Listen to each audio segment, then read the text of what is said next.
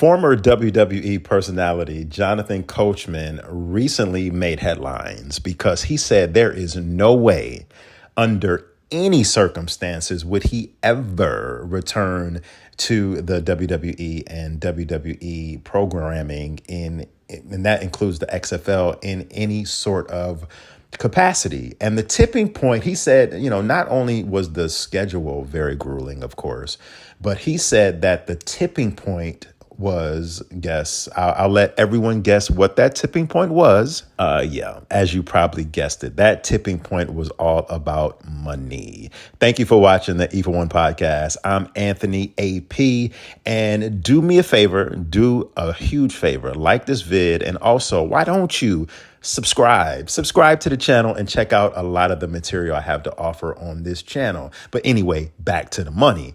Yeah, the coach said basically, long story short, without getting into all of the specifics, it was that, a check bounce, a sum. The check was for a large sum of money, and it was during, coming off the pandemic or during the pandemic period.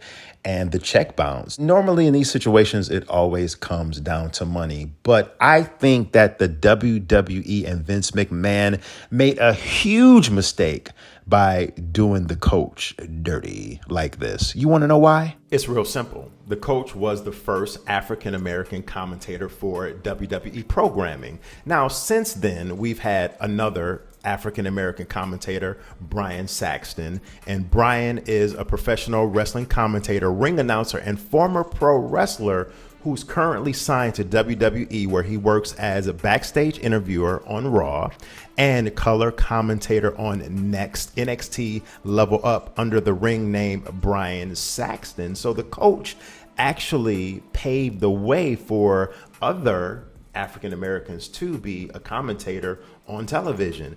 And it's just one of those things to where anytime that it showed actually that up until then, 23 years ago, about 20 years ago, when Coach became a commentator in the early 2000s, we had never seen a black commentator for WWE programming. So it actually showed that the company was moving in a very good, positive direction by welcoming diversity, welcoming different cultures to not only be in-ring talent, but showcasing them off and out of the ring as commentators and being able to hold their own as interviewers and commentators and things of that nature. So it actually showed that the company was moving in a diversified direction.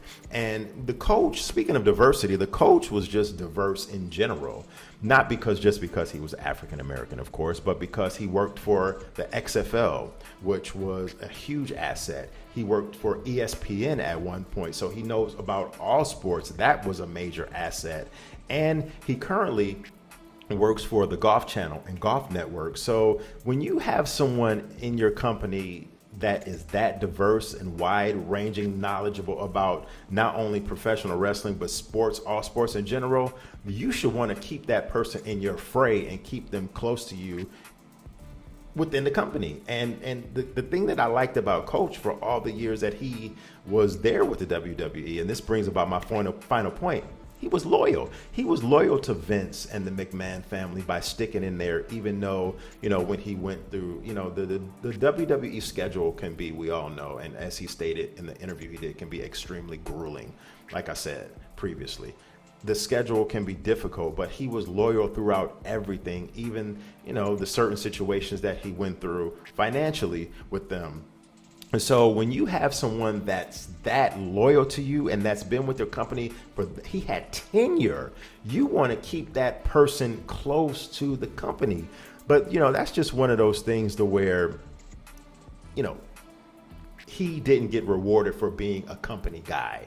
And a lot of times when you hear that phrase company guy, it's used in a negative connotation. I'm not saying it by any means as a negative connotation. A company guy means someone that is for the company. They're going to ride or die with the company. If the ship is going up, they're going to be through the company with the goods and the great times, the up times, and also the mediocre, the average, and the bad times. So big mistake by WWE, in my opinion. But I'm going to turn it over to you. Let me know what you think in the comment section. Should the WWE got rid of the coach? Or maybe, you feel like me that they definitely should have kept that man around. Shout out to the coach, man. But anyway, let me know. Until next time, I will check y'all later. Peace, peace, peace.